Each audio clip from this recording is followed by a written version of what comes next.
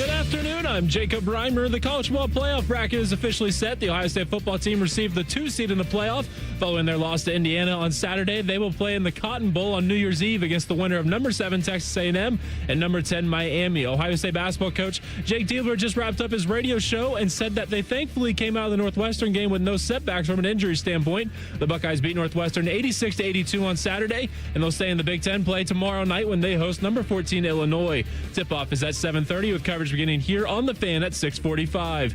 And in the NFL, the Week 14 finishes tonight with the Philadelphia Eagles visiting the Los Angeles Chargers. Kickoff is at 8:15. This update is brought to you by Germain Toyota, the best selection of new and used cars in Central Ohio. View their full selection of vehicles online at germaintoyota.net.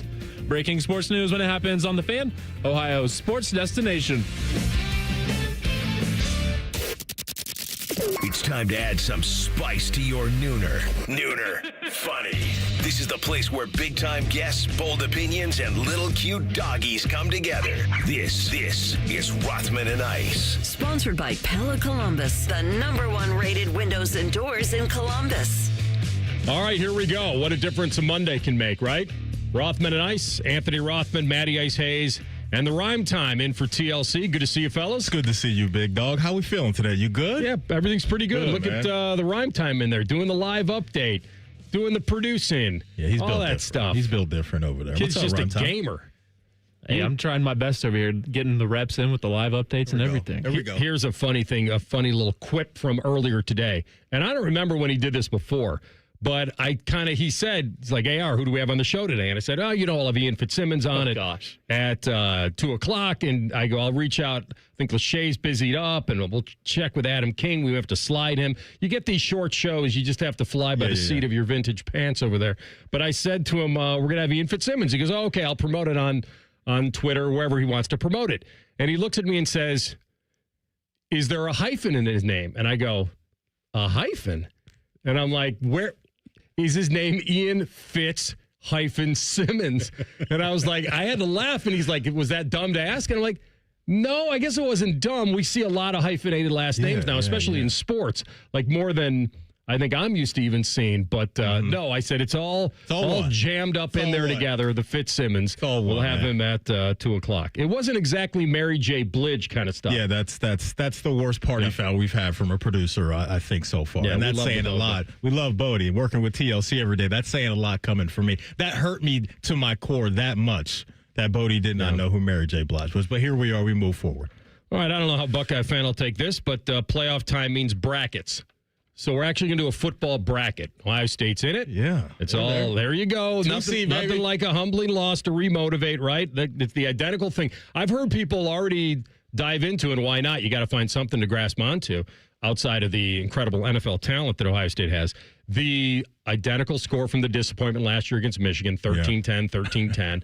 The difference this year, and there are many differences, is that this was a loss to a team that since the 1800s has 6 of their 25 head coaches have left with a winning record. Like, it's just the psychology of losing to Indiana is a different psychology than losing to Michigan. You just don't lose to Indiana. They are the little brother. That was kind of the mentality, I think, for a lot of Buckeye fans. Now, Indiana came onto the scene last year, did some good things, but I think where Indiana is, it's still going to take some people time to adjust their thinking into this is not only a really good basketball program, but a really good football program. I don't know how good the basketball Well, just in the history, right, of Indiana basketball. I understand exactly where you're going. And I think that's just going to take some time for people. But you can't do anything but tip your cap to those dudes for what they did on Saturday, because there's so many phases of the game that you got to win, and they pretty much won them all. And for Ohio State, we could talk about the kicking stuff. We could talk about the line of scrimmage, the offensive line, third down on offense. They just didn't check the boxes that you needed to check. And when you're playing a team like Indiana and the talent kind of evens out a little bit with their experience and how much confidence they have, you can't let them off the hook. So they cashed in on important stuff, and Ohio State didn't. And you just can't have it in those type of games. I've told you many years ago, like, I've seen this movie end the same way for 38 years. Like, I've seen it. It doesn't even matter if Indiana takes you to a fourth quarter. Like, I've seen the way it ends. Something will happen that will go poorly for them, whether it's self-inflicted or whether it's the other team just being better in that moment. And what we saw on Saturday night was the same thing we've been seeing in a lot of weird, and I don't even put this in a weird Buckeye loss category. From history standpoint, it is. You've been close. They've taken you to fourth quarter in years past. They've just never possessed the knockout punch. And I never thought you'd win a rock fight. Like if Indiana's ever going to win a game on an indoor track, it's because their skill positions made big plays or they got a key turnover. Somehow they turned threes into sevens and they got a lucky break or something happened that would enable them to win a high scoring game. If you would have I had a very poor read on this game. I thought this game would be throw it around. There was a safety net built into this game for both teams. Not that you don't want to win it. And watching the game, you could see the intensity that was there. Both teams really wanted it badly. There wasn't any just, let's hold back. We're getting the bye. Yeah, none of that. let's not get injured. Yeah. It wasn't. Once you were in the game, you were in the game, especially Mendoza, who got knocked to a different area code from Caden Curry and then comes back one play later. Like you instantly thought he either broke his collarbone, separated his shoulder, had a concussion to go along with it. Like you thought he was done. And here comes little brother. Real quick, what did you think of the post-game interview for, energy is not even the word to use. That dude was just right before that, he felt to me like he just chugged 5 Red Bulls. That was too much eye contact for me. Yeah. He knows where the camera is. It was aggressive, man. Oh, my gosh. Aggressive. You guys got to understand, though, who he is probably takes a little deeper dive than what we need to do today. But he is, at the end of the day, a gamer.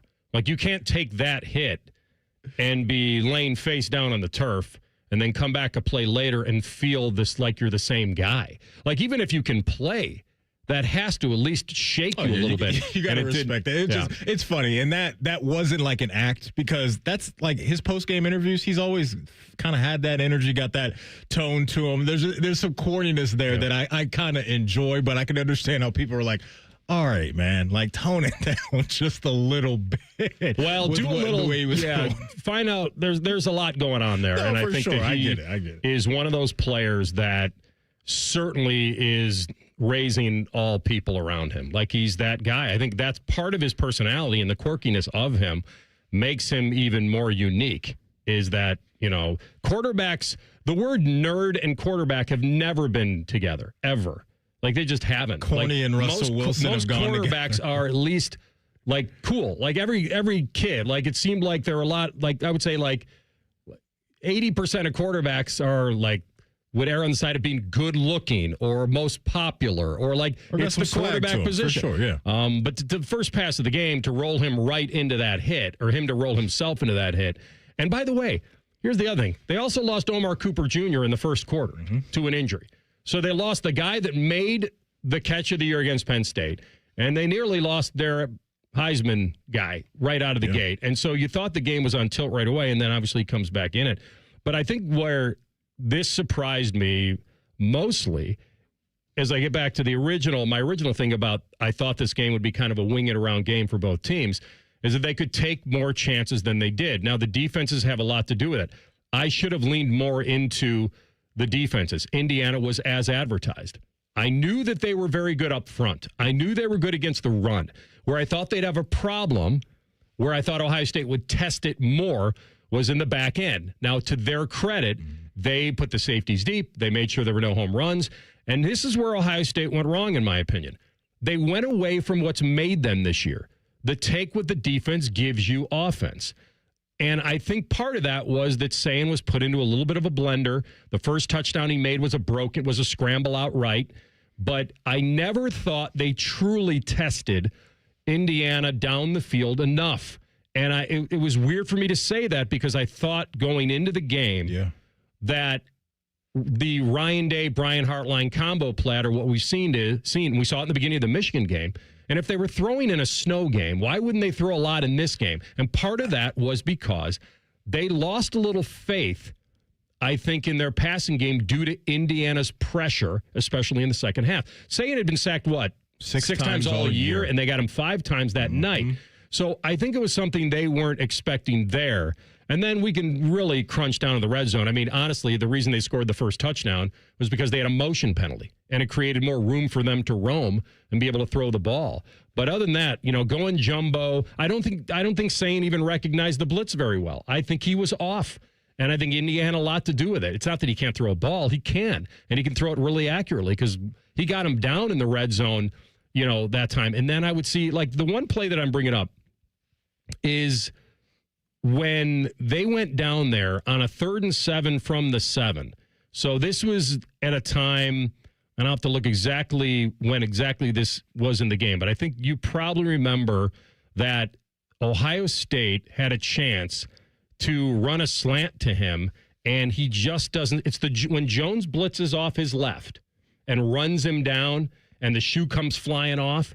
That was the play where I thought, how is he not recognizing this blitz coming from his left where Jeremiah is?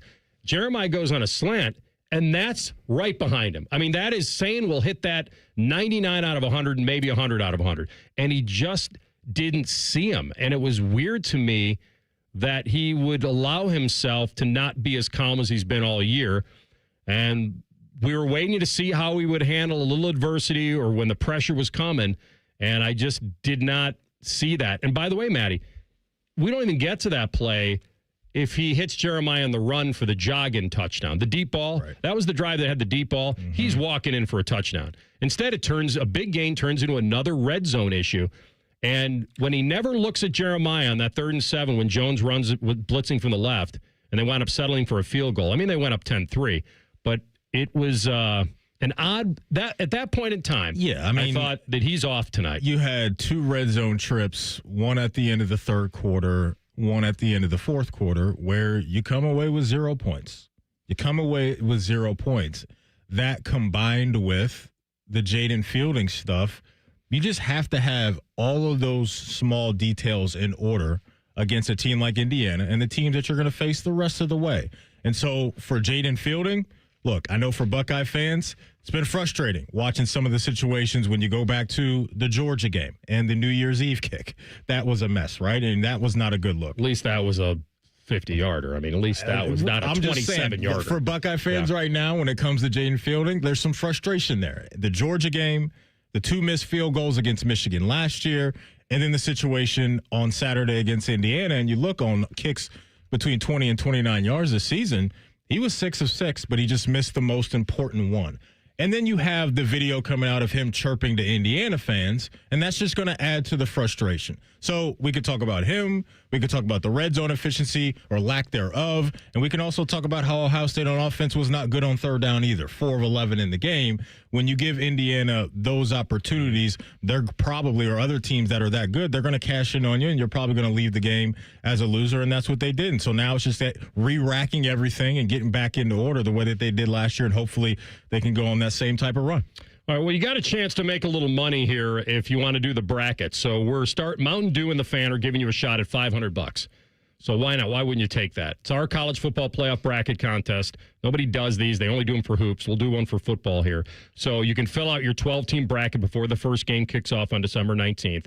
Enter now at 971thefan.com. Free $500 if you nail the bracket. We'll come back, and we'll get back to Ryan Day and the trust versus not trusting his guy late. That's next. Rothman and Ice on the Fan. Are you fired up? Is it Monday? It must be Reaction Monday. Sponsored by the Roofing Guys. The Fan, Ohio sports destination. He opens his toolbox before he opens his wallet and believes you can fix anything with 20 minutes and some pride. He's Mr. DIY. And when he needs metal, he goes to metal supermarkets. Artists, hobbyists, machine shops, maintenance professionals, and welders all count on metal supermarkets for over 8,000 metal products, shapes, and grades. If it's metal, they've got it or can get it for you. Cut to any size and ready fast. Visit the family-owned franchise on North Wilson Road or Columbus at metalsupermarkets.com.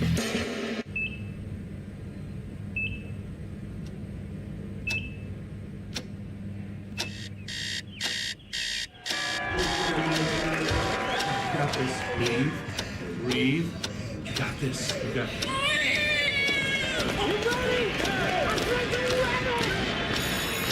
In the moments that truly matter, what do?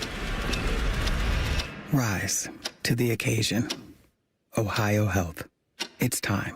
At High Bank Distillery, they believe every pour should tell a story. Their Whiskey War spirits tell the story of Prohibition in every sip and was awarded the best blended whiskey in America 3 years running. Enjoy High Bank's nationally recognized spirits distilled right here in Ohio. Drink the best. Forget the rest. Learn more at highbankdistillery.com. Shopping this time of year can be stressful, but when you've got a guy, everything gets a little easier. Meet my guy, Bob Capace from Worthington Jewelers. Hey, common man. Hitting anyone's car today, Bob? Not yet. If you're popping the question this holiday season, you'd be an absolute fool not to see Bob at Worthington Jewelers. The store is crowded all the time. Why? Because they give you the best price and service possible, and then people keep coming back. I'm your guy. Worthington Jewelers on High Street in Worthington. WorthingtonJewelers.com, where Columbus gets engaged. Hey, it's Anthony Rothman here for Germain Honda of Dublin. So what's the difference? There are other Honda dealers around. Well, Rich Newsom and his team want to earn your trust. They don't expect it, and they earn it by giving you a great price, and then they back it up after the sale with same-day service, no appointment necessary, a great variety of brand new Hondas, and hundreds of pre-owned certified Hondas to choose from, all at the same location.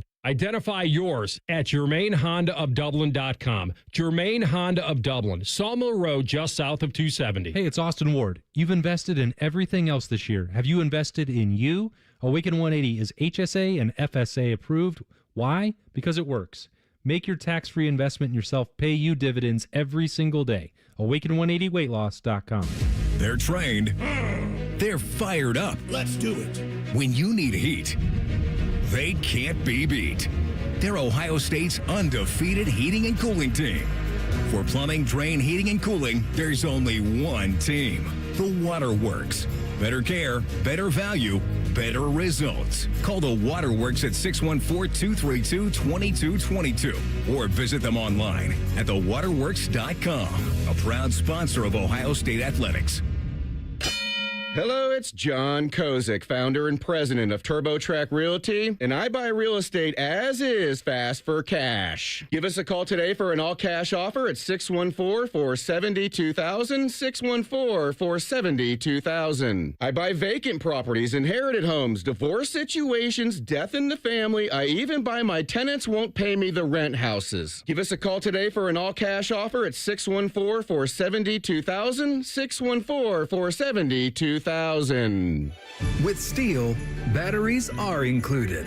This holiday season, give a gift that's ready to go right out of the box. For everything from cleaning up the yard to cutting up firewood, Steel tools check off the wish list and knock out the to-do list. And right now, buy select battery tool sets and get a free extra battery. Visit SteelUSA.com for holiday deals and gift ideas. Happy holidays from Steel. Offer valid for a limited time only at participating dealers while supplies last. Morning Juice is now on YouTube, weekday mornings starting at 6. If you're a fan of Bobby Carpenter, he's ready to attack and dominate. If you're a fan of Jeff Goodoff, drive directly to a hospital. Seriously, the Van. Van weather. From the Logan AC and Heat Services Weather Center. We're looking at a mix of clouds and sunshine here for today, with temperatures only into the upper 20s to around 30 here for this afternoon. And then for tomorrow, we're tracking more cloud cover across the area, but it will be a warmer day with highs back into the upper 30s. Rain and snow here for Tuesday night into Wednesday. Could see some minor accumulation and highs back into the lower 40s Wednesday. And that's a look at your 10 weather impact forecast. I'm meteorologist Aaron White here on 97.1 The Fan. Bet365, the official online sports book of Rothman and Ice. Whatever the moment, it's never ordinary at Bet365. The Fan, Ohio's sports destination. Anthony can follow direction very well, as long as he first prints out MapQuest. You're listening to Rothman and Ice. Doug Lesmerises will jump on at 1:30. Obviously was at the game. We'll get his take on the play calling. What shook out this week. I know a lot of Buckeye fans like, well, it was a crazy week. It was chaos. Hartline announces he's leaving. They're trying to nail down a big recruit, and maybe it took their focus off. And coming off an emotional victory over Michigan, sure. I'm willing to play that results game if you want to play it, that may have thrown them off a little bit, but nobody was talking about that. The team wasn't talking about it. Coach wasn't talking about it, and fans weren't talking about it. We did the show last week. I didn't hear one person say to me, look out for the emotional letdown. Look out for it, or look out for overlooking Indiana. No. They're taking them too lightly. I know they're number 2, but I didn't sense it with anybody. I think the only thing that I would be guilty of is not allowing myself to think that Indiana could win that game over 4 quarters. I remember saying to you on Friday, I believe they can hang with them. I believe this is going to be a 1-score game in the 4th quarter. And then Ohio State will score, and then that'll make it insurmountable. And it was a 1-score game. I did not expect it to be a rock fight. I just didn't. I thought if Indiana was going to take them down, they'd have to score at least 24 points, and that's minimum. I thought on Friday I told you they got to get to their floor of 20. Like Indiana had not been held under 20 all year, and that was at Iowa. They scored 20. I thought, all right, they got to get to their floor against Ohio State. And then you ask yourself this question. Well, how are you going to get to that floor against that defense? And if you can't get to that floor, how's Indiana going to hold Ohio State? Because presumably if Indiana's not scoring points, that means more at-bats for Ohio State. And so nobody expected Ohio State's offense. I'm equally as surprised that Ohio State's offense was held at 10. Yeah, me too. As I am that this thing was weird, oddly physical, and Ohio State would win or lose a physical game. I want to clean something up, too. Fielding was not the kicker in the Georgia game. That's on me. I don't want to put that on him, but I just know between last year's Michigan game and the stuff that happened on Saturday, there's still some frustration there. And I don't know what you thought about the back and forth with him with the Indiana fans. I don't know if that really got to tell you, you're the first one. That's news to me. I did not know this. I'll have to show you, but there's a video going around where he's chirping back and forth with an Indiana fan. Before the kick? Who knows? I can't remember exactly the timing of it. We'll have to go back and watch. Because I can't believe, unless Indiana fan was getting on him for missing the kick, and then he, as a human being, would react to that. I want to say it was before, but I'll have to go back and watch it. I'm pretty sure it was before because I think he was saying like he was going to kick a game-winning field goal. Yeah, so that would have been in position. That was a tough look for him. But what was really surprising to me as well was the offensive line up in Ann Arbor, the way that they controlled the game, right? We came in here that Monday and talked about that long drive that they had and how Bo Jackson and that unit was able to lean on Michigan time and time again. Had a bunch of respect for what Indiana was able to do all year with their guys on the defensive line, but I didn't see that coming. I mean, that was just an absolute whooping down there in the trenches from Indiana. Let me ask you this. Yeah. Did you not allow yourself to believe that because of the way Ohio State, like you said, had been running? Yeah. Did you factor in, and I know this, they were getting well against UCLA and Rutgers, and their defenses were considered the worst in the country, at least the worst in the Big Ten, too. And the Michigan game, that drive certainly leaned on them, and we haven't seen that against Michigan in a while.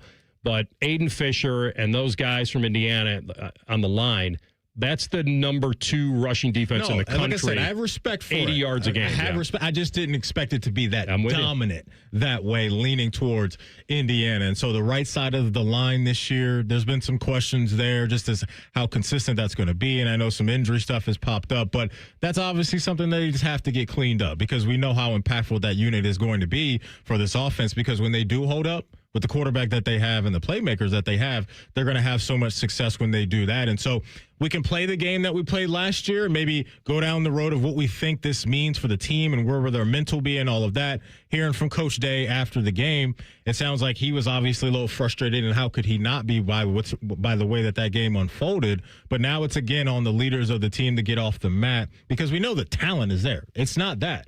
And so now you have that chip on your shoulder. And so for a team that has been able to go through the regular season, not face much resistance, and obviously not face any losses, this could be a good thing for them now. They're going to have some time off to get back in the lab, get guys healthy and all of those things. But when you take it on the chin the way that they did, especially the offense, because we haven't seen a defense or a team all year be able to turn the water off the way that Indiana did, that's going to be fun for me to see how those guys bounce back because, like I said, it ain't a lack of talent. Now it's just about the neck up and figuring it out and moving forward.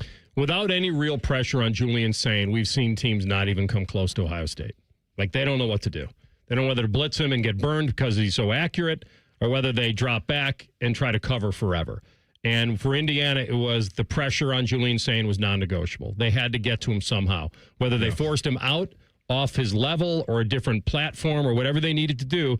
They needed to try to upset his rhythm, and I thought they did that. The other thing about Ohio State, and I would have gone for it. I'm telling you, I think even though that Sain's knee hit the ground on the first one, by the way, it looked like he got like 4 yards on that sneak, and then you see that his knee went down.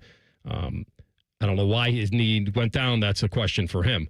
But the fact is you're in a scrum like that and things happen, you're trying to get a yard. But I would have gone for it on the last one. I would have. There's 2:50 to go in the game. You got all 3 timeouts. I know that the other one didn't work on the sneak, and the third down play was a good play by them because it was play action on 3rd and 1, and so you weren't predictable. At least you don't crush them for running into that line again, right? So they tried play action on 3rd down, and this is a 5'11" kid in Hardy, who, by the way, had the game of the night because he had the tackle on Bo Jackson with the one hand. That's a touchdown if he doesn't get him there. And then Bennett Christian is 6'5". Like, if that ball is thrown a hair earlier, it's a touchdown. Hardy breaks that up. But with 2:50, all 3 timeouts, you got to get a stop anyway. Like, even if you tie the game, like, even if Fielding makes that and you tie it, you still have to stop them. So I'm going for it there. I've got a safety net. I'm not even talking about the bye, that you're getting a bye if you lose. I'm talking about the fact if you don't get it, you still have to get a stop. Either way, you have to get a stop, or unless you just want to feel like you're just going to play for overtime. But even then, you need to stop, because if Indiana answers that field goal with one of their own, you're in the same spot you were just in. Yeah. So on 4th and 1, he decides to kick a 27-yarder. I know this is results-based because he yanked it, but I don't know if you guys remember this. Do you remember Fielding's first field goal of the night? It was weird. It was like he hit a slice. It looked like it was hooking, and then it sliced back in. Yeah. And I'm thinking, in golf, they call when you're trying to hit a slice or a fade and you actually hit a draw or a hook, it's called a double cross. And I almost feel like he double crossed the one that he missed, which is because everybody I was watching that game with at the casino said, "What in the hell was that?" Yeah, it was like funky. That ball was going left, funky. and that was a short kick, right? It was like what was it, a 30-yarder? I'll have to go back and look. But let's hear from Coach on that situation, on taking the ball out of Sain's hands on a 4th and 1 with 3 minutes to go. Obviously, when you miss the field goal, you're sick over it, and you just second-guess yourself right from the jump. But I felt like that was a situation. I forget exactly how long the field goal was, but it was sort of a chip 27 shot. yards. Get the thing tied up, and let's go. We were struggling down there in the red area, and let's get the thing tied up and see if we can get the ball back and we'll kick a field goal to win the game. So when it doesn't work, you always got to look at it and second-guess it for sure. I'm curious, too, now, is he going to stick with Fielding or go with another guy that's on the roster? So I wish you were in the press conference, because that had to be asked. Are you going to go now to Jackson Corville? Or at least open up the competition. Correct. You got 3.5 weeks. I think at this point it should be a competition. And that kid hit a game winner this year for last year against Ball State. Plus. Was it against Northern Illinois or something? Yeah. So who knows? Maybe that's not going to translate right away over to Ohio State and that success. But I think where you look at some of the critical moments, and where you look at the Michigan loss last year, you look at the points you left on the field there, you look at what happened on Saturday. If you're a head coach, it's your job to evaluate everything. And 100%. at this point, with how much is going to be on the line moving forward, I think that door's got to be open for a little kicker competition over the next few weeks.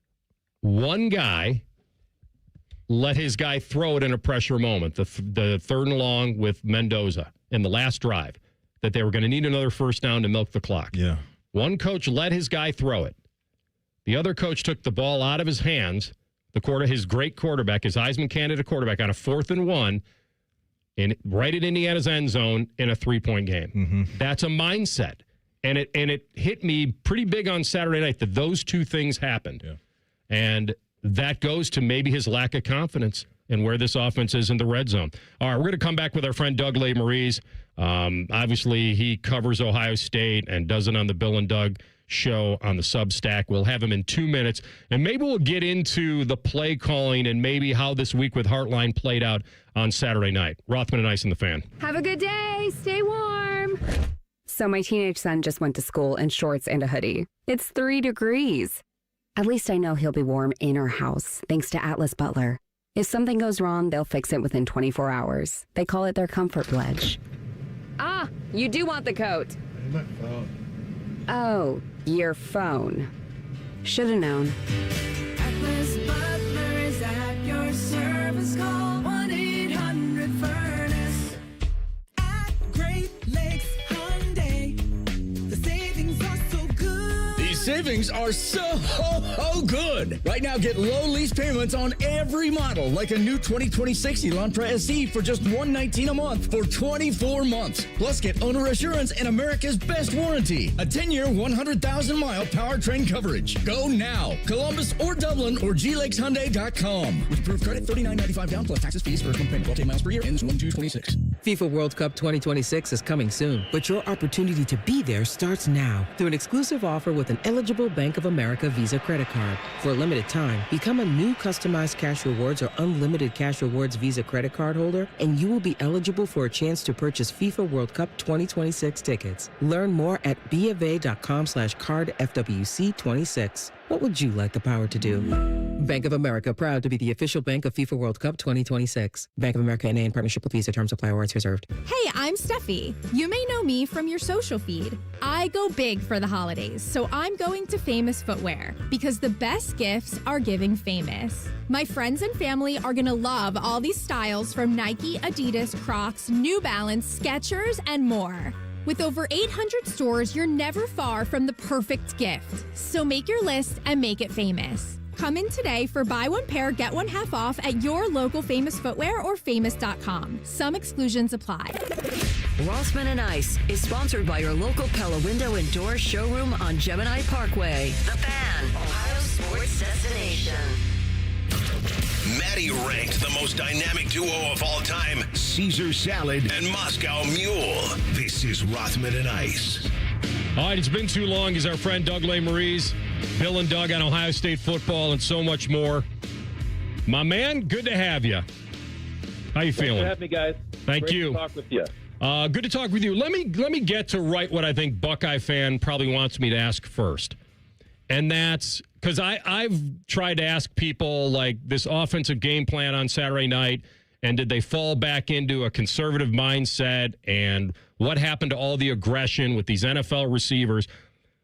Did Brian Hartline have full control of that offense on Saturday night? If he did Ryan Day not veto anything? Like, what is your belief in how that unfolded, that strategy on Saturday night?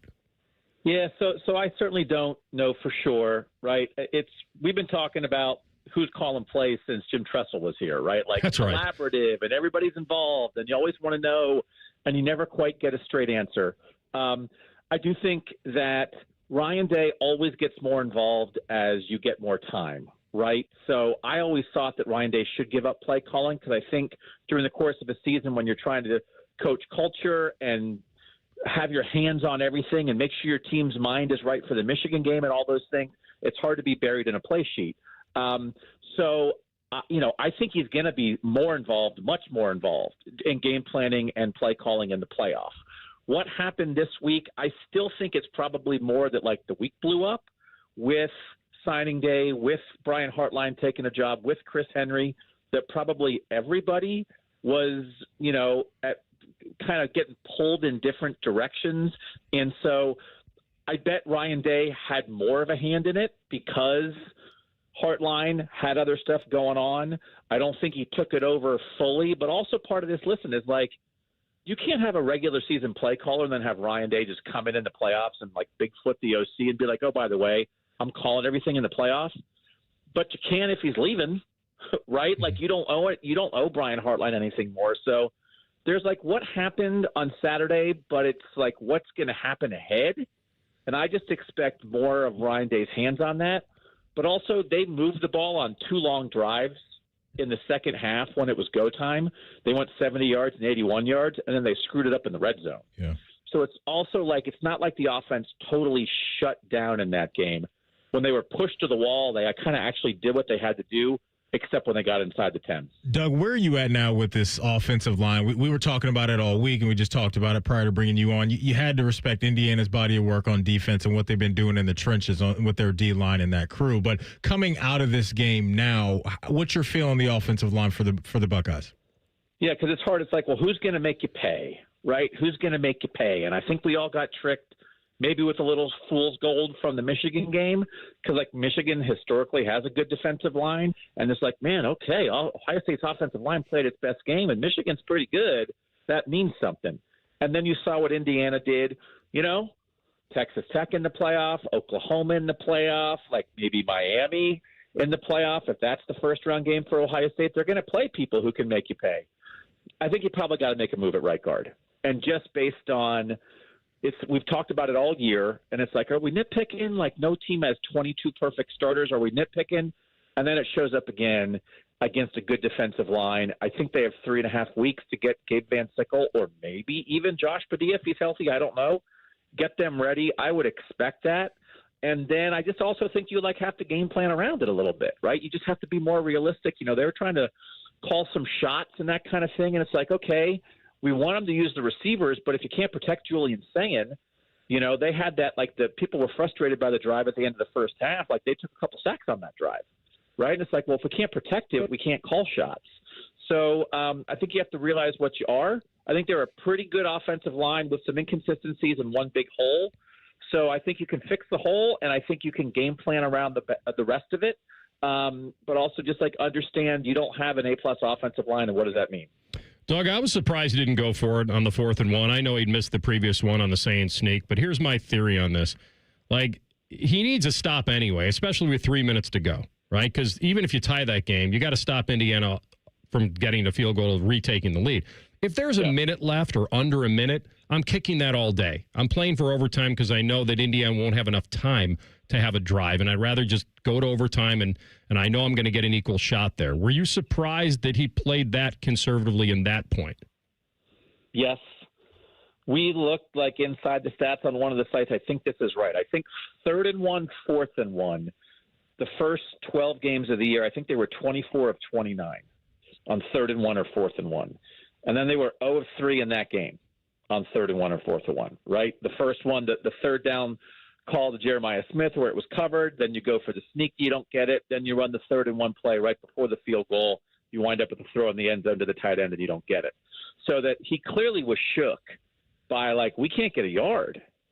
So he kicked it. And again, I was surprised in the moment, but also going forward, if that's the natty, Bill Landis and I were discussing this. If that was the national championship game, would he have kicked it?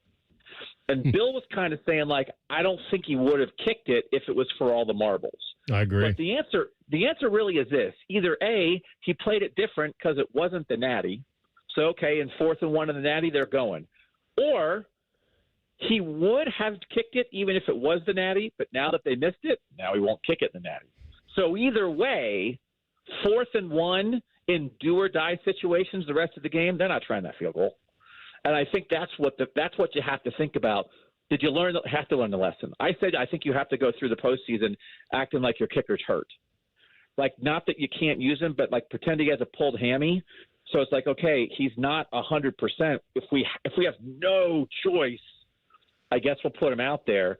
But if we have any kind of choice, we're not kicking. And I think that's how you have to approach it, because how can you trust it? Is there another option you think maybe, Doug, to maybe bring the coaches some confidence as far as the kicker situation goes? I mean, I don't know, right? The Ball State kid is a preferred walk-on who made a 53-yarder to beat Northern Illinois last year. He's here. So can you get him ready in 3.5 weeks? Can you get a new starting right guard ready in 3.5 weeks? Can you get a new kicker ready in 3.5 weeks? So if it's 4th and 4 in the middle of the third quarter against Miami in a tie game, 4th and 4, and you have a 47-yard field goal attempt, or you can go for it on 4th and 4, whether it's Jaden Fielding or the new guy. You kicking it? Or are you going on 4th and 4? I'm going. I'm not trying it with either guy because you don't know. I want to go down swinging. And it's also how do you lose? You want to succeed, but how do you want to fail? Which part of it goes into the 4th and 1? I don't want to. If I was Ohio State, I don't want to fail with kickers. I want to fail on. I called a play for Carnell Tate or Jeremiah Smith, and it didn't work.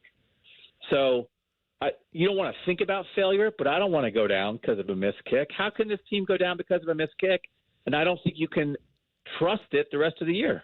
So you're basically saying what I said last year after the Michigan game, which is it's a new book. It's called the No Regrets Playbook. You said it perfectly. How do I want to fail? Also, how do I want to win? You can rest a lot easier knowing you put the ball in the hands or try to get it to your best players. You know how these close games are won. They're won with your best players, usually. Now, there have been good kickers, and Ohio State has had good kickers at some point. We go all the way back to Nugent and guys that have kicked. But you're right. I'm in that boat. I just don't know why you don't just try to go for it there. You need a stop anyway. There's 3 minutes left. Indiana has way too much time to go retake the lead. So, but I understand. Oh, here, let me ask you this, because you can trust this defense all year. The secondary, man, once Omar Cooper Jr. went down and they could really find a way to kind of hem in Indiana receivers. I mean, Charlie Becker is probably the most unsung guy in a long time in college football, and he was a mismatch for Matthews and Styles. Yep. What happened there in your mind? I mean, think about that, right? Ohio State doesn't have a fourth receiver. They don't know who to put on the field. Carnell Tate, Jeremiah Smith, Brandon Ennis, and they don't know who to put on the field fourth. Indiana, Elijah Surratt got hurt. They put Charlie Becker on the field. They've discovered Charlie Becker had like 7 catches before Elijah Surratt got hurt. Went nuts to the Penn State game, saved them, and then can't be covered in the Big Ten championship. That should be where Ohio State's at. So credit to Indiana, but also that looks like Ohio State, right? What are you going to do? Well, if we get a one-on-one matchup, we're going to take it because we trust our guys. And so, I guess it was Surratt on the touchdown in the end zone. Matthews is kind of there. That's an all Big Ten play by Elijah Surratt, right? But then you're at a third down, game on the line call, and you have the Heisman winner throwing it to your fourth best receiver against a corner that's played well all year. There's part of that's credit to guess what? And I assume you guys are talking about this. Those are the 2 best teams. So we've heard from some of our subscribers on Substack, some of our audience, oh man, I'm worried about Ohio State in the playoff. I don't think it changes your view on Ohio State in the playoff, right? They are who they are. They played a really good team and they didn't play their best. But part of that is, man, Fernando Mendoza, that dude doesn't care. He stood in and made the throws, and there's a depth of talent on Indiana that's real.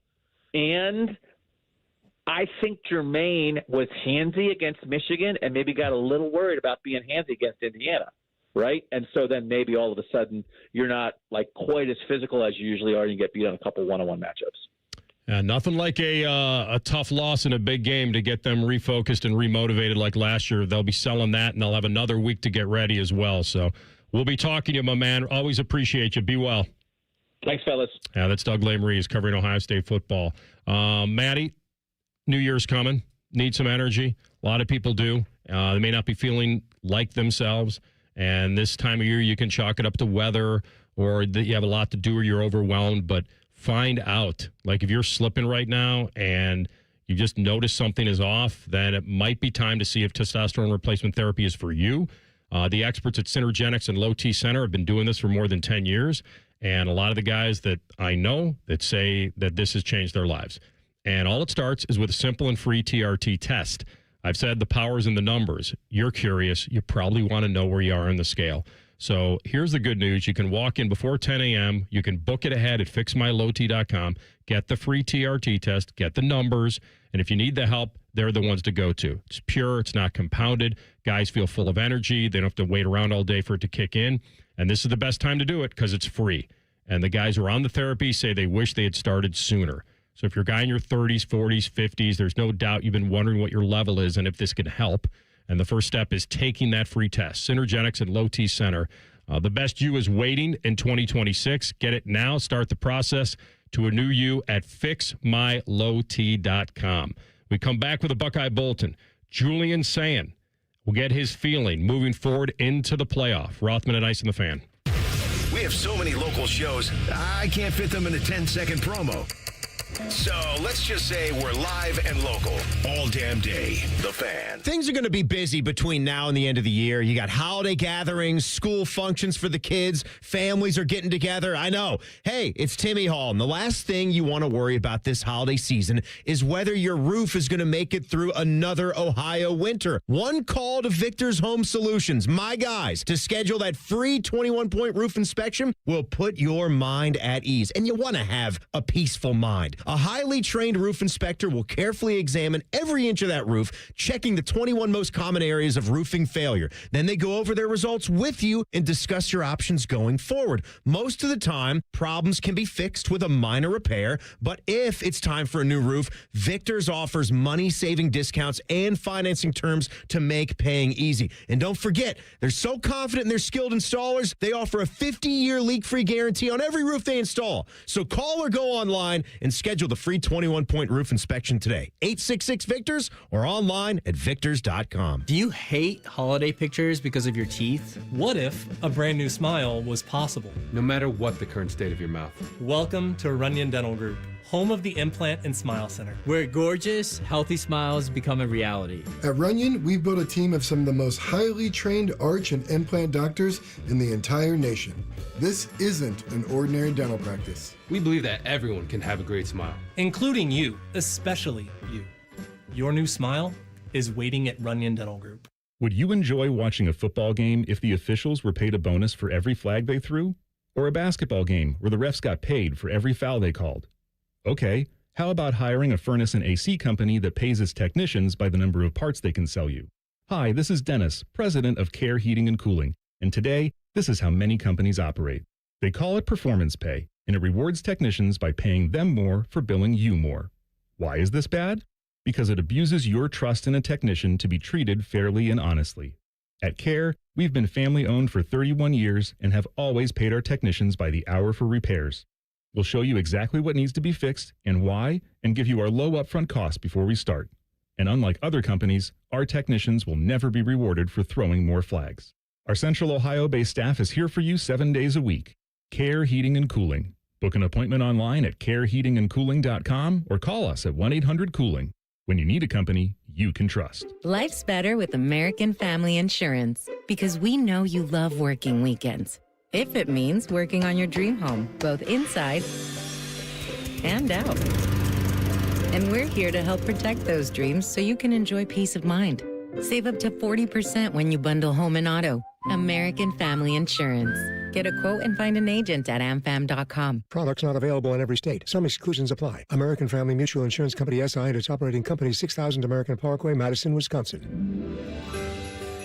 You have a chance to win a beautiful new custom home or cash prize this holiday season with a Home for the Holidays raffle. And help make wishes come true for Make-A-Wish Kids. One lucky winner will be announced on December 24th, so get your $100 ticket now.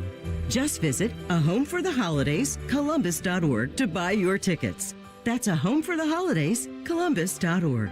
Terms and conditions apply. At Baths R Us, we believe home improvement is life improvement, and that starts with the team who brings your vision to life. Our installers aren't just skilled, they're experts. This is who we are. This is what we do all day, every day. Right now, get $1,500 off a shower or tub replacement or $3,000 off a full bathroom remodel. Plus, low to no monthly payments. Call 380-225-BATH to schedule your free estimate or go to bathsrus.com. 380-225-2284. Baths R Us, where dreams soak in. Jake Diebler's Buckeyes head to Rocket Arena in Cleveland for a battle with West Virginia. Live fan coverage starts Saturday night at 7 with the tip at 8. Proud to be your home of the Buckeyes, the Fan, Ohio sports destination. All your favorite fan shows are available when you want them. Head to 971thefan.com and hit that subscribe button. The Fan, Ohio sports destination. Rothman and Ice present Buckeye Bulletin. Sponsored by Logan AC and Heat Services. Don't go through another furnace breakdown. For fast, friendly service, call the experts at Logan Services now for a free estimate and next day furnace installation. All right, let's get to we'll do the look ahead first. All right, so we'll maybe put some stuff in the rearview mirror, and we'll look ahead a little bit, and then we'll come back to Saturday night in a moment. I did see that the look-ahead lines are out. Now, we don't know how those games are going to unfold between A&M and Miami. Yeah. But I did see a look-ahead line. Have you seen any of these? I have not. Okay. I have not. So the game would be in Dallas. Game would be in Dallas. If it's against A&M, what's the spread? I would think Ohio State would be favored by... on the road. Yeah. A&M, almost a home game. I think you're trying to throw me off the scent a little bit. I'm gonna go Buckeyes favored by 7. I think it's a touchdown at least. 7? Yeah, it is right on 7. I think you guys have. I'm praising you. That's amazing. It's right on 7. Okay, and so All right, now let's even go 2 for 2. Miami, I think, would be 10.5. Okay, it's 10. You guys are all over it. Okay, so it's like, hey, Marcel Reed, scary kind of quarterback to deal with, and then if you get Carson Beck, a veteran guy that's played a lot of ball to deal with. Okay, so my mind doesn't even go to that. My mind goes to, if Indiana was physical up front, what's Miami going to be? Like they're and A&M, like they're both very physical up front defenses. Yeah, and we've seen it just throughout comes the back year to that maybe Indiana was able. We all know this is saying the obvious. You have to somehow upset Julian Sain's rhythm. Like if you don't, he is going to pinpoint you all night. Yeah, you're cooked. Yeah. All right, so that's the good news. The good news is there'll be a sizable favorite in both of those games as far as Las Vegas, what they think.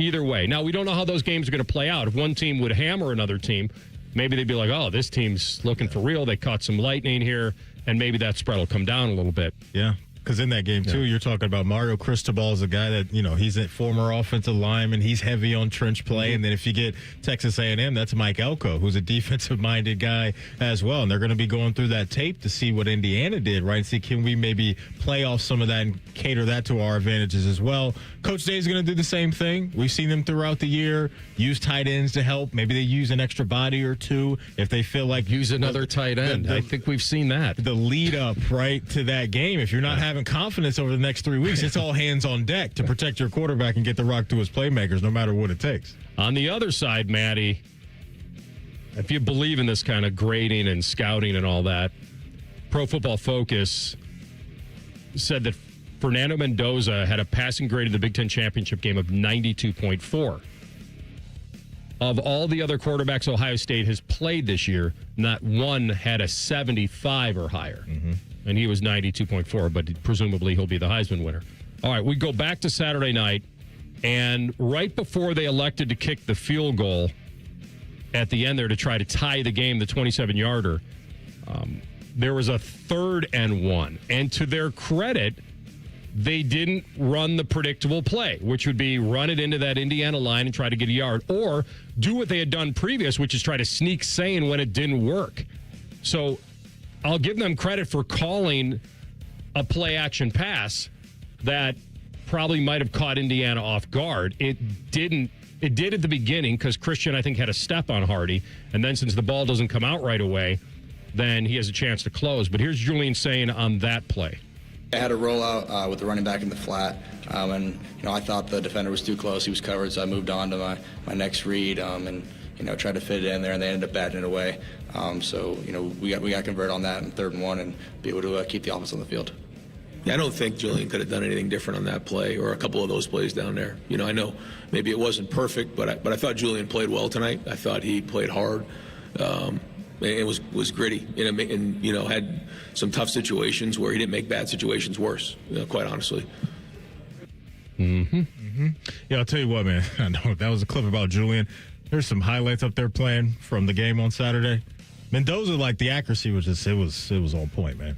It was all point. You just have to tip your cap because some of the highlights they're showing, like, guys are there in coverage, and then Surratt and some of the other guys were just making better plays. And so in these type of games, 1 versus 2, when you get these big branded programs, it's just those tight windows. It's the smallest things, man, that can come back to bite you. So just seeing some of those again was just crazy to see how pinpoint accurate the dude was. And we know Julian's got that in him as well. He's shown us some of those throws all season. And so he'll bounce back. The offensive line gives him the opportunity. We know he's got the dudes outside, and he's going to be able to get off the mat and deliver some of those moments the way Fernando did for Indiana. So he did deliver. There's no question about it. And in the second half, when IU was 3rd and 2 on their own 20, they didn't run the football. They took a shot on 3rd and 2. And I don't think they're going for it on 4th and 2, not from their own 20. And Ohio State, again, rushing 4, dropping 7, should be fine. And Lorenzo Styles could not run with Charlie Becker. Charlie Becker is 6'4". I look back at that play. That's 55 yards in the air on his fingertips. 55 yards. That wasn't a nothing throw.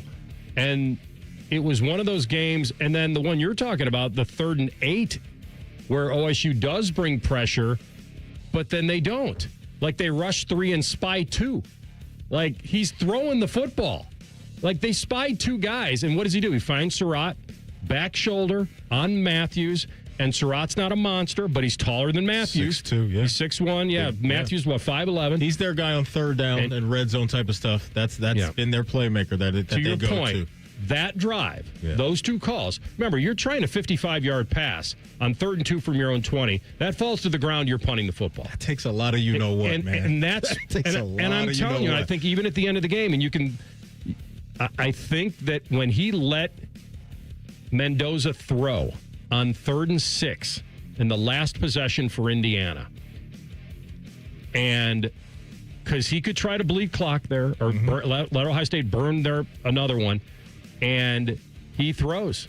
And Becker beats Matthews again. But again, they dropped Curry. They send Arvell. So there's only 4 coming. Like, they did not confuse him the way they've confused other guys in the past. Yep. And it turned out to be a very dramatic ending and not one that Ohio State certainly was expecting. All right, that is today's Buckeye Bulletin. All right, top of the hour, we'll get to a fan sports update and get you everything that's going on today and this week. And then we'll come back with our friend Ian Fitzsimmons from ESPN, the sideline reporter, and break down the CFP and all that chaos that took place on Sunday. Rothman and Ice and the Fan. Common man, a radio veteran, has a large hemorrhoid. Timmy Hall, a good, clean boy, moonlights as man's hemorrhoid. Common man and Timmy. Weekdays at 3. The Fan. Hey, what's up? It's T-Bone. If you've hit your medical deductible, now's the time to see Dr. Mark Levy. Get a custom oral appliance that stops snoring and helps you ditch that CPAP and pay less out of pocket. Call 1-800-MORE-SLEEP or visit sleepbettercolumbus.com before the year ends. Dormar, your kind of hero. Skyline's mac and cheese 3-way is back. This time with white cheddar cheese and creamy cavatappi pasta. Try a mac and cheese 3-way with Skyline's original chili or their new chicken chili at participating Skyline locations for a limited time. Get ready to play, win, and celebrate at El Dorado Sayada Downs, your ultimate Caesars Rewards destination. Earn rewards every time you play or dine with the most exciting loyalty program around. Take your pick from 1,700 hot new games, award-winning brews, and Guy Fieri's out-of-bounds 68-layer lasagna. And big news, Sayada Downs will host the prestigious Breeders' Crown in 2026, featuring 12 championship races. Feel the energy at El Dorado Sayada Downs, where Caesars Rewards never stop. Must be 21 or older to gamble. Gambling problem, call 1-800-589-9966. Visit Caesars.com/Sayada Downs for details. Hey Columbus, Retail Rush is celebrating our grand opening.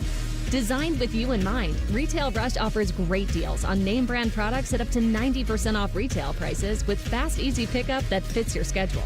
Bid on great deals at Retail Rush for products like home decor, lawn equipment, and much more. Sign up now at retailrush.com, start browsing, and bid now. Retail Rush, deals made easy. Bid now at retailrush.com. This holiday, give a gift that changes everything. Hi, it's Alex Johnson from the Diamond Cellar. Our family's helped couples celebrate love for over 78 years. From timeless solitaires to custom designs that reflect your unique story, our in-house jewelers ensure every detail shines. And with our guaranteed best price, you can shop with confidence, knowing your forever piece is as exceptional as your love. This holiday, make her wish come true with the Diamond Cellar ring, because the only thing better than unwrapping a little blue box is saying yes to forever. Hey, it's Anthony Rothman here for Germain Honda of Dublin. So what's the difference? There are other Honda dealers around. Well, Rich Newsom and his team want to earn your trust. They don't expect it, and they earn it by giving you a great price, and then they back it up after the sale with same-day service, no appointment necessary, a great variety of brand new Hondas, and hundreds of pre-owned certified Hondas to choose from, all at the same location. Identify yours at GermainHondaofDublin.com. Germain Honda of Dublin, Sawmill Road, just south of 270. Hey, Jackets fans, we know what's on your holiday wish list. Ask your Secret Santa for a Blue Jackets holiday gift pack. You'll score 2 tickets plus a Blue Jackets Honda shirt. Learn more at bluejackets.com/holiday. FIFA World Cup 2026 is coming soon, but your opportunity to be there starts now through an exclusive offer with an eligible Bank of America Visa credit card. For a limited time, become a new customized cash rewards or unlimited cash rewards Visa credit card holder, and you will be eligible for a chance to purchase FIFA World Cup 2026 tickets. Learn more at BofA.com/cardFWC26. What would you like the power to do? Bank of America, proud to be the official bank of FIFA World Cup 2026. Bank of America NA in partnership with Visa. Terms apply. Awards reserved. Hey, I'm Steffi. You may know me from your social feed. I go big for the holidays, so I'm going to Famous Footwear because the best gifts are giving famous. My friends and family are going to love all these styles from Nike, Adidas, Crocs, New Balance, Skechers, and more. With over 800 stores, you're never far from the perfect gift. So make your list and make it famous. Come in today for buy one pair, get one half off at your local Famous Footwear or famous.com. Some exclusions apply. I'm Leslie from Pella Columbus. And I'm Wilson from that other window place. One of our specialties here at Pella Wilson is getting rid of old, smaller windows with no view and replacing them with huge, beautiful windows that can change the look and feel of your home. We tried that once, but we cut the hole a bit too big, so we had to put in a garage door instead in their dining room. Wilson. Didn't improve the view, but they do have a drive-through now, so you're welcome, Gruball family. Get the windows that can change the look and feel of your home at PellaColumbus.com. I'm back to doing what I love and more, thanks to the Good Feet store. Visit the Good Feet store on Polaris Parkway near the Polaris Mall or on Stringtown Road in Grove City. Walk-ins are always welcome. Dormar, your climate hero. When your furnace or air conditioner is broke, we come out that same day. Dormar, home the Tin Man. Hey, what's up? It's T-Bone. Don't let your insurance benefits go to waste. End the year sleeping better with Dr. Mark Levy's oral appliance. No mask, no noise, just results. Hurry, deductibles reset soon. Call 1-800-MORE-SLEEP or go to sleepbettercolumbus.com today. Broadcasting from the Lindsay Honda Studios. Honda makes the cars. Lindsay makes the difference. Visit lindsayhonda.com. WBNS-FM, HD1 Columbus.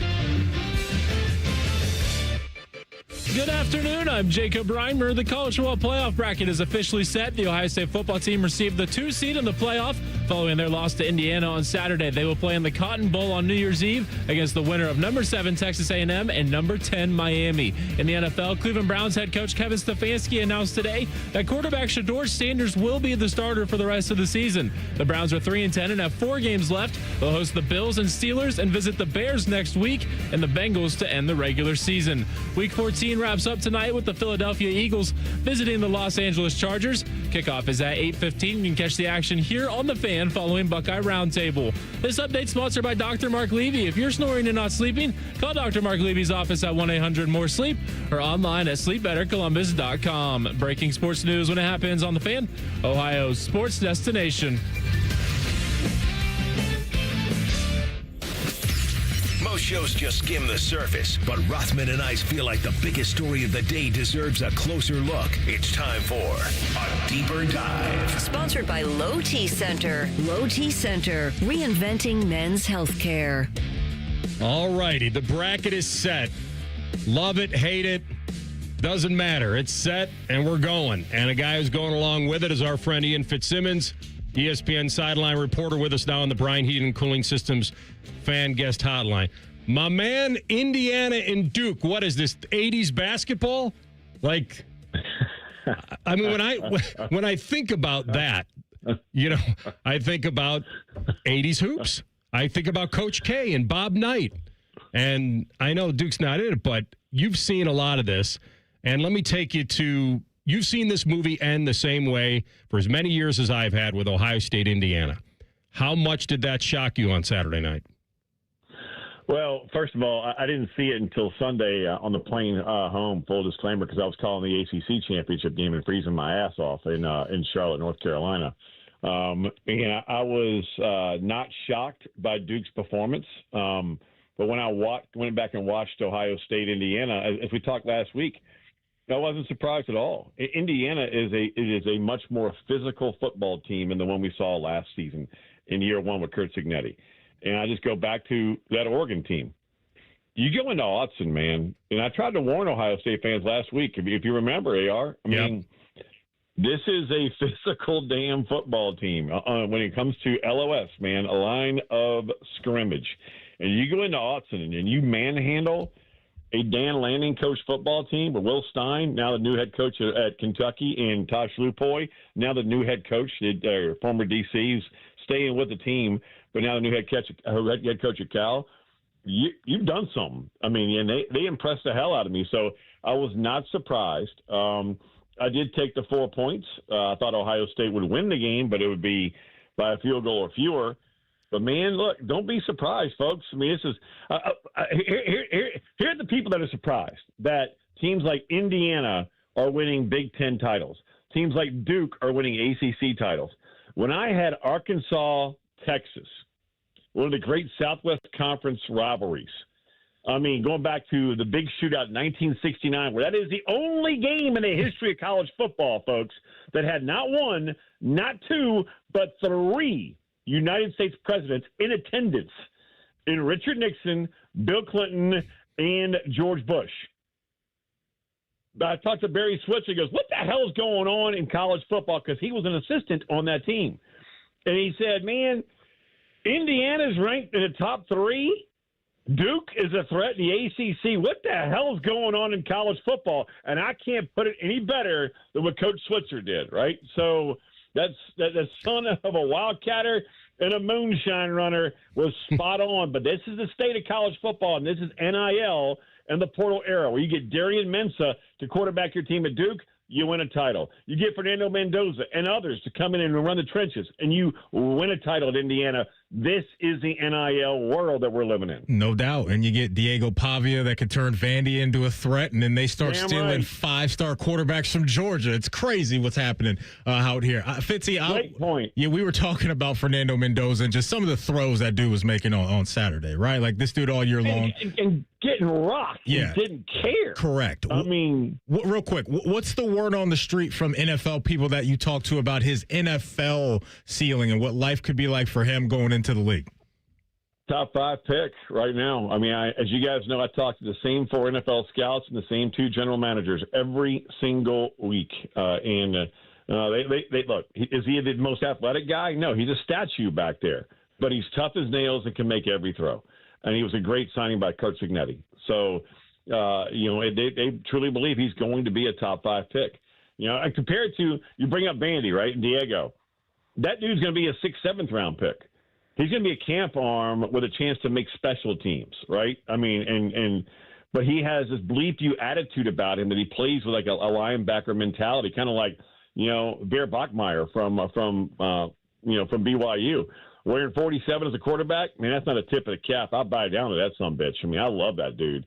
And he couldn't walk at the end of that game, but he was trying to will his team to a win. So, and that leads me into another point.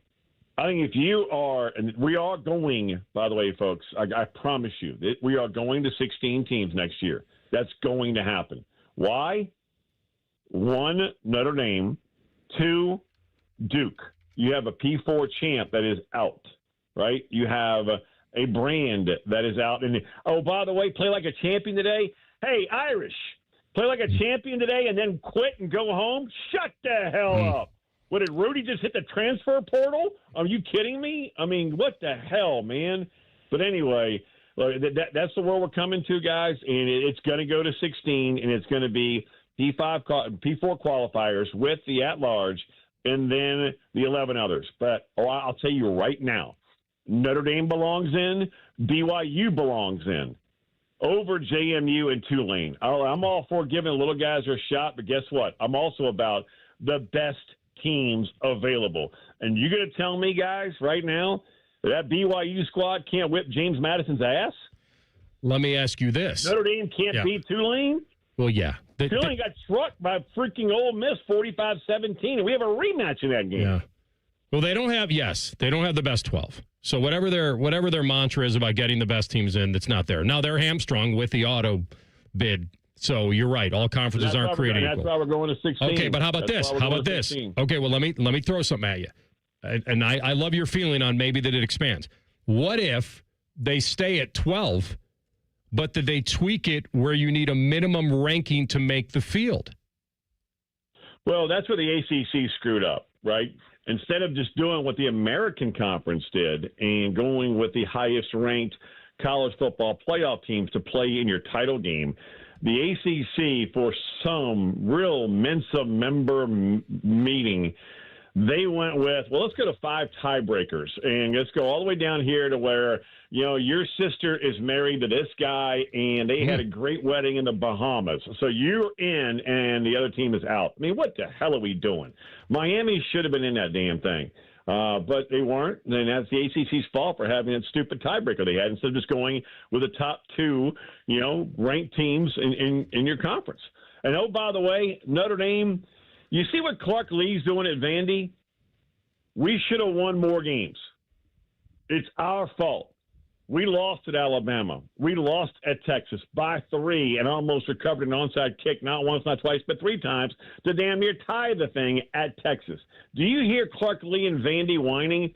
Did you see Clark Lee earlier today going, no, we like playing football here at Vanderbilt. We're playing in a bowl game. Notre Dame, take your sorry chicken bleep butts and go home. That is pathetic, in my opinion. Yeah, it's a tough look. It's whining. It's absolutely whining. And sorry, partners, you should have beaten Miami. You didn't. And is it the committee's fault for not having them ranked below Miami the entire time? Yes, it is. But we all knew that was a tiebreaker, and it came in the final rankings. But why wait to apply the tiebreaker? That's my only beef. I don't have a beef with the results. Why are they waiting to say at the end, okay, now we can apply the head-to-head because BYU lost? That's the only reason? AR, I completely agree with you, and I've served on the mock committee twice. And I didn't talk to a good friend of mine, Peter Burns, for over a month because we got into a heated discussion over Baylor and Kansas State on the first when we went to 4 teams. Remember that whole argument, right? It gets heated in the room, and I don't have an answer for you. But they should have been, either ranked ahead of them the entire time, or you just have one ranking, and that's the final one, and be done with it. But I can promise you this, talking to multiple P4 conference commissioners this week, going back to Friday to this morning, we are going, in my opinion, this is just reading between tea leaves and talking to these 2 individuals, that we're going to go to 16th. And there you go. I mean, it's going to be AQs for the P4. You're going to have, the highest ranked group of 5, and then let's get after it. But even right now, we should be playing the best teams. And James Madison, God bless you for a great season. You are not one of the best teams. What's your first round matchup of this thing this year? Is it Bama, Oklahoma, A&M, Miami, Madison, Oregon, or Ole Miss Tulane? I don't get to choose. If I could choose, I'd go to my daughter's school, right? But I can't. So, and I politic to do 2 of them because I'm greedy. Because we have Oklahoma and Bama on Friday night on ESPN radio. And then we also have the next morning, 11 a.m. Central kick. Now, they've been tough, but we could have pulled it off, boys. Because you know us, man. I mean, we'll caffeine up until we have to and then collapse, right? But I've got Miami at Texas A&M. So I'm going back to Kyle Field where they don't leave. And the last time I was there, they were down 30-3 and came back and won an SEC game. And I didn't see a single person leave the damn venue. Buddy, we got a few weeks to hype it up, or a couple weeks to hype it up, and we'll be talking to you along the way, my man. And you know what? I don't read this the wrong way, but I think that loss for Ohio State in the Big Ten title game could be a positive thing for the Buckeyes going forward. Just go back to last year. There you go. That's how they will spin it. We'll see if it works. Thanks, my man. Be well. Bye, boys. See you. It's our guy, Ian Fitzsimmons, ESPN sideline reporter on the Bryant Heating and Cooling Systems Fangist hotline. By the way, Indy's not the only one saying we don't want to play. It's not just them. I mean, they're opting out of the snub. Well, it would have been the Snub Bowl, right? It's the way that they're going about it, where it's a little whiny for some people, and I'm one of those people, too. All right, we're going to come back, and we'll hit the Brownies. Is Shador here to stay? We'll talk about it next. Rothman and Ice on the Fan. Are you fired up? Is it Monday? It must be Reaction Monday. Sponsored by the Roofing Guys. The Fan, Ohio sports destination. Busy schedule? This is Ryan Krieger, and Krieger Ford has you covered. Krieger Ford offers pickup and delivery, or our mobile service van will come right to you. It's fast, easy, and hassle-free.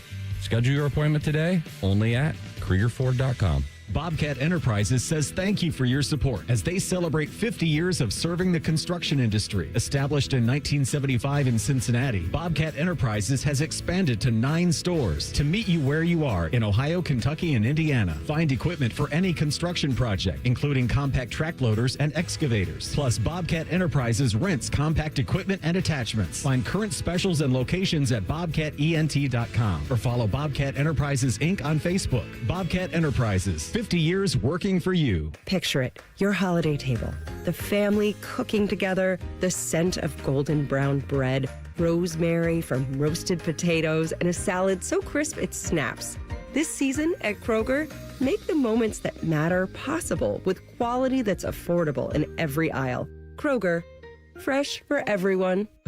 You can save big on 6-packs of Coca-Cola, Pepsi, or 7-Up. Select varieties or buy 2, get 2 free with your card. Limit 8. Kroger, fresh for everyone. At Baths R Us, we believe home improvement is life improvement, and that starts with the team who brings your vision to life. Our installers aren't just skilled, they're experts. This is who we are. This is what we do all day, every day. Right now, get $1,500 off a shower or tub replacement or $3,000 off a full bathroom remodel. Plus, low to no monthly payments. Call 380-225-BATH to schedule your free estimate or go to bathsrus.com. 380-225-2284. Baths R Us, where dreams soak in. Bet365 is paying out before the final whistle. Check out Bet365's unrivaled early payout offer. When you bet on a team to win and they take a 17-point lead, you get paid no matter the final score. Forget the final whistle and start counting that cash. Hold up, you get early payout on parlays too. Download the app and see why it's never ordinary at Bet365. Gambling problem? Call 1-800-GAMBLER. 21 plus only. Must be physically located in Ohio. Terms and conditions apply. An app only. Twin Peaks is the best in the game. Here, your favorite drafts are poured at a frosty 29 degrees, and rare barrel-aged whiskeys are served just the way you want them. It's bigger game days and bolder fight nights. I mean, where else can you find a scratch kitchen that always comes in clutch every day from lunch to late night? Only at Twin Peaks, the #1 sports bar.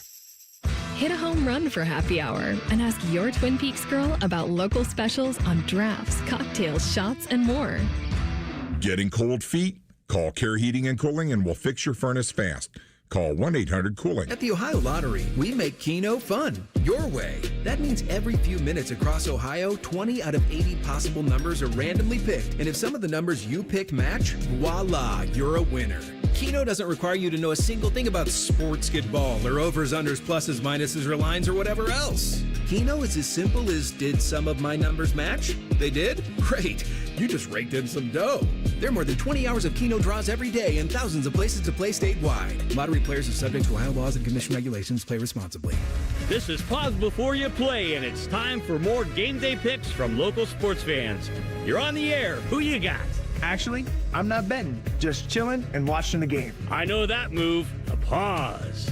Sounds like you've got a winning strategy. Exactly. After I set limits and recognized the risk, I knew it was time to stop. Now that is responsible betting, folks. Sports are fast. Betting shouldn't be. Make a plan at pausebeforeyouplay.org. That's pausebeforeyouplay.org. Attack and dominate. Morning Juice is on YouTube and 10 TV Plus. Sponsored by Riverside Bank of Dublin. Join Bobby Carpenter and Tito weekdays starting at 6 or watch on demand. More Bobby, less commercials. The Fan. Fan weather. From the Logan AC and Heat Services Weather Center. Partly cloudy skies are expected here for today, but it will be a colder day with highs only into the upper 20s to around 30 here this afternoon. Winds will be fairly light at about 5 to 15 miles per hour. And then as we head into tomorrow, we are tracking more cloud cover across the area, but it will be a warmer day with highs into the upper 30s. And that's a look at your 10 weather impact forecast. I'm meteorologist Aaron White here on 97.1 The Fan. Bet365, the official online sports book of Rothman and Ice. Whatever the moment, it's never ordinary at Bet365. The Fan, Ohio's sports destination. Rothman and Ice present Pre-Snap Reads. Sponsored by Newman Roofing. Call Newman Roofing today at 614-NEW-ROOF. That's 614-NEW-ROOF. Or visit online at newmanroofing.com. All right, Maddie, a little Bet365 time. Let's get into it because at Bet365, if you're a new customer, they got a great deal waiting just for you where all you have to do is bet $5. You are going to get $150 in bonus bets, win or lose. So go ahead and turn that $150 into something bigger and better when you bet on money lines, total spreads, or player props. Do not miss out on the great bet boosts and super boosts they have available for you as well. And I got my eye on one of those bet boosts tonight. Monday Night Football out in L.A., Eagles-Chargers, Eagles laying 2.5 on the road. But I like the Hollywood Herbert best boost they got right now. That come with screws in a hand? Plus 800. It's the Chargers on the money line, AR. Justin Herbert, 250 plus through the air, and 2+ passing touchdowns. So give me that bet boost. The Hollywood Herbert Chargers money line, Herbert 250 plus through the air, and 2+ passing touchdowns, plus 800. I mean, I don't mind leaning into Herbert a little bit just because he had the surgery on the hand, and now he's got a plate and some screws in the non-throwing hand, and it does have a feeling of, be a little Superman, playing hurt. Be interesting to see how much he can get under center, AR. I can't imagine much of that's going to be happening. What if I went with the MNF TD trio? Okay, talk to me. Barkley touchdown. A.J. Brown touchdown. Jalen Hurts touchdown.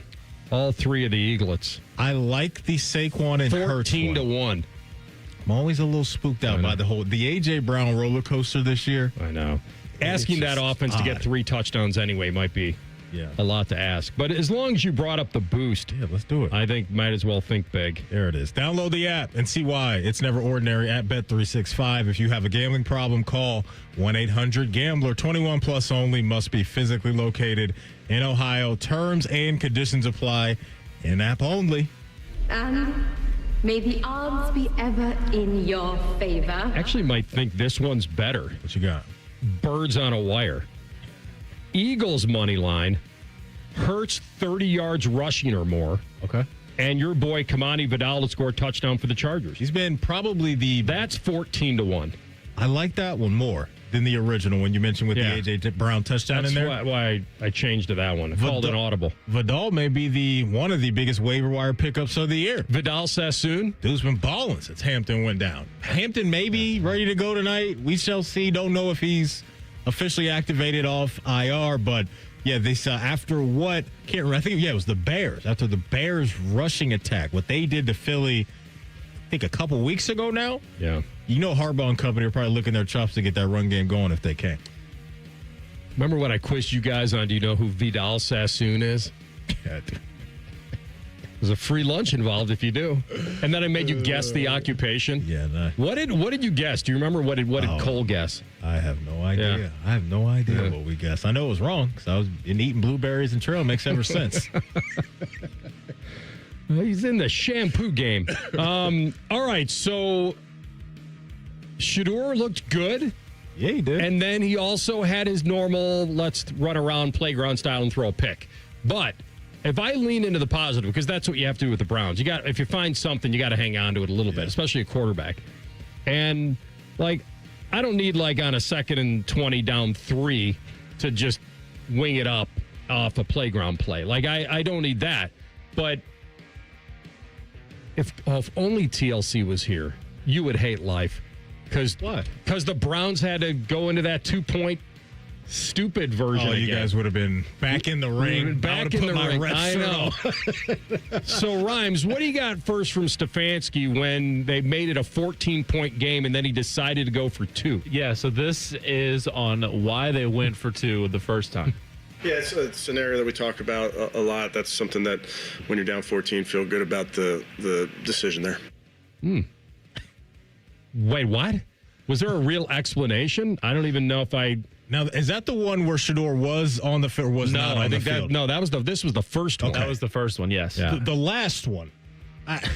So the last one they score and they're down 8. Down 8, yes. And now I'm okay with going for 2. Now that's when you do it. Not down 9, but down 8. I'm with you on that. Yeah. I just don't love pulling your quarterback off the field who's having a really, really good game and then doing some weird wildcat reverse with a rookie running back. Like, it felt off. And now this just breathes life into the Shedeur fan base that believes Stefanski's got something against Shedeur and all that stuff. Who knows? I don't know. It didn't smell right. It didn't feel right. It didn't look right. You know why it doesn't smell right? Because when you're 3-9 and you're evaluating a quarterback, presumably, for your future, my future, or men's future, I don't know why you wouldn't want to evaluate him in that area, the 2-point conversion. I don't get it, man. Now, I know he's trying to win the game and do what he thinks is necessary to get a victory. At the end of the day, it's probably better that they lose, higher draft pick, whatever. For sure. But really, the most important thing, and by the way, your guy's having a good day. He's throwing for 300 and some odd yards. 350 plus, right? Yeah. So at that point, I'm more curious if I'm the coach, if I have security from my owner and everything is, I need to evaluate him in this moment. I need to get him a play and do that versus trying to, quote, just make the 2-point. I thought it was more valuable to keep him in the game, even if it fails. Like, even if it fails, I need him to have that moment. And so here's his explanation on that. Yeah, not going to get into all the specifics, but obviously did not go as we thought it would. No, we need the specifics, Kev. We all watched the game. We need it. Like, I love when coaches, when you ask them a question about a specific thing, and they tell you exactly what happened. We know what happened. We saw it. We were watching. Give me the why. The question is why. Give me the why. Why did you do it? Yeah. It's amazing to me when coaches go through a litany of what happened. Like, we know the result. It didn't work. It was a bad look for him. Maybe he'll have something else to say when he speaks to the media this week and goes back and look at it. But yeah, for Shedeur, I mean, just tremendous stuff. And what it speaks to is what we saw from him in college, right? You mentioned the kind of the boneheaded rookie mistake that he made. We see young guys do goofy stuff like that all the time. But what was showcased yesterday was you give the guy time, and you got playmakers that can create space. Yeah. He's got the arm talent and the accuracy to do damage in this league. And so that had to be exciting for Browns fans to sit back and watch him do that, because the game prior, it did not go well. They also wanted it to be part of a victory. For sure. I know Browns fans. I mean, I don't think anybody had the Titans getting to 31 in this game, not against that defense at home. So that was odd to see. But Shedeur that's the headline. And Kevin Stefanski did come out today and said he's the starter the rest of the season, and that's what this thing should be. And so you just continue to stack up if you're Shedeur, and hopefully maybe you don't need 350 plus every game the rest of the way, but you go out and provide some security in the minds of Andrew Berry, Stefanski, and Haslam. Then they may look around and say, maybe we don't need to draft a quarterback. Maybe we don't, because this guy, look, I believe in his arm talent, AR. I really do. And if he can clean up some of those rookie mistakes, you may be on to something up there in Cleveland. And that's what they've been searching for a long, long, long time. The other guy was drafted where? The 3rd round, Dylan Gabriel. Yeah. And the other guy who played on the field on Sunday, Cam Ward, what about him? He was the 1-1. That's right. Yep. So you had a guy who you got in the 5th round that outdueled the number 1 overall. I know they're different teams, and I know that Tennessee had a guy rushing for $160 on him, which is weird to me. Crazy. Those big runs that Pollard had are inexcusable. But your 5th round draft pick threw for $364.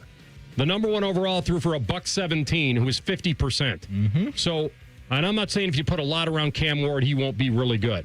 But you had a chance to lean into a game where your rookie was having a game, and you took him off the field. So whether your guy didn't pitch the ball or the play got blown up, you took a gamble. You took a gamble by taking your quarterback out, because, and I'm okay with coaches not throwing their players under the bus. It happens all the time, where they don't want to go into the lack of execution and why, because if they do it, they're inherently going to blame a player. And so, but this was his 4th game, and I thought things are building. And let's see him in a 2-point conversion. Let's see what happens there. I didn't love his decisions. I think Browns fans are ready to punt him anyway. And I also don't know whether or not this might come down to whether ownership, because if ownership really trusts Shedeur may be the guy, then the question is, do you want to hand him to Stefanski moving forward? And what coach do you want to pair him with? Correct. And they're real There was a report about Deshaun this weekend that he's apparently going to be around next year in some form or fashion. And so, yeah, for Shedeur, you got 4 games left. 4 games left to prove and say, I'm the guy. And he already told us, AR, you give me an off season. What do you think this thing's going to look like? And I don't even know if he even has to prove over 4 games that he's the guy. Oh, I think he has to prove that he's a guy worth competing with. I think he has to prove he's the guy. Because if he doesn't if he doesn't prove he's the guy, they're going to spend one of their first-round picks on another quarterback and start over. All right. That's what I think. All right. Those are your pre-snap reads for today. All right. The whole college football chaos. I had mentioned that Notre Dame's not the only one pulling ripcord on this bowl season, but the bigger problem, and they may have gotten to the right result, but are we ready for another tweak? We'll hit that in 2 minutes. Rothman and Ice in the Fan. Imagine the perfect chicken tender. Crispy, juicy, for lack of a better word, tendery. Now imagine these perfect tenders at Wendy's. Because they are. Wendy's new chicken tenders are here with delicious new dipping sauces like Wendy's Signature, Creamy Ranch, and Honey Barbecue. And they're so good, we even changed our name from Wendy's to Tendies. I believe that's what the kids call manifesting. For Tendies you're going to know by name, gotta be Wendy's. At participating U.S. Wendy's. Toyota-thon is on, and there's no better way to get in the spirit of the season than with a new Toyota. Now through January 5th, get 4.75 APR financing on any remaining new 25 RAV4 or RAV4 hybrid. Or lease a new gas-powered RAV4 LE for $279 a month for 39 months with $39.99 due at signing. With approved credit through TFS, tax, title, and license extra. Call 1-888-36-TOYOTA for details or go to toyota.com. Toyota, let's go places. FIFA World Cup 2026 is coming soon, but your opportunity to be there starts now through an exclusive offer with an eligible Bank of America Visa credit card. For a limited time, become a new customized cash rewards or unlimited cash rewards Visa credit card holder, and you will be eligible for a chance to purchase FIFA World Cup 2026 tickets. Learn more at BofA.com/cardFWC26. What would you like the power to do? Bank of America, proud to be the official bank of FIFA World Cup 2026. Bank of America NA in partnership with Visa. Terms apply. Awards reserved. Hey, I'm Steffi. You may know me from your social feed. I go big for the holidays, so I'm going to Famous Footwear because the best gifts are giving famous. My friends and family are going to love all these styles from Nike, Adidas, Crocs, New Balance, Skechers, and more. With over 800 stores, you're never far from the perfect gift. So make your list and make it famous. Come in today for buy one pair, get one half off at your local Famous Footwear or famous.com. Some exclusions apply. Rothman and Ice is sponsored by your local Pella Window and Door showroom on Gemini Parkway. The Fan, Ohio sports destination. Maddie's favorite show is Big Brother. Don't read into it. He's only watching strangers through hidden cameras. You're listening to Rothman and Creepy Stalker Guy. A couple things in the NFL. One, that Daniel Jones is now out for the year. You kind of knew it when you saw the injury yesterday for the Colts. The old Achilles tear, man. I mean, that is that's haunting the city of Indianapolis, right? Tyrese Halliburton, Game 7 of the finals. Face of the franchise over there. He pops his Achilles. Caitlin Clark was hurt this year for the Fever. So Indiana fans are down bad as far as like some of the faces of the franchise being out with really, really tough injuries. But yeah, that was that's brutal for Daniel Jones, man. A guy that was putting in some pretty good work all year and to have his season come to an end the way that it did. Start 7-1. And then now lose 3 of 4. Right. Haven't won in a month. Yeah. Fall out of first place in the South. Now Gardner hurt. Jones out for the year. Oh, and I just saw this, since we're talking about the Colts. Travarius Ward, their other really good corner, he's now in concussion protocol for the 3rd time this year. So you send 2 first-round picks over to the Jets. Well, you're feeling good about yourself. At least Anthony Richardson has been durable throughout his career. I know. So at least you have that to fall back. It just shows life comes at you so fast with this sport, right? And you could just feel like in the moment, we're right where we need to be. Let's be aggressive. Go get Sauce Gardner. Here you are a couple of weeks removed from that. Sauce Gardner's hurt. Your other star corner's hurt. And your starting quarterback's out for the year. And here comes C.J. Stroud and the Houston Texans trying to take the division from you.